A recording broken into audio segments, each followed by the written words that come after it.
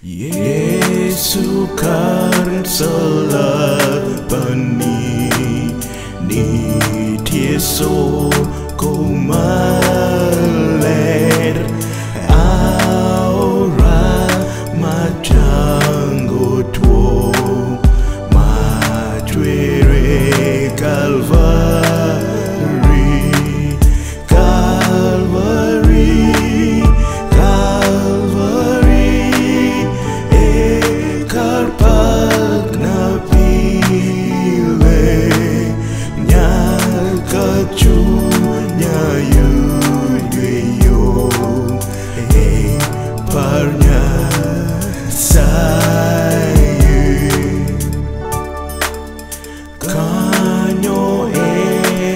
Msalabani herani Yuda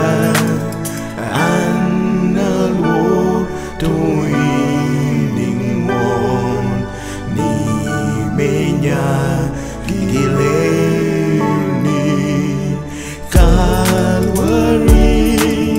karpal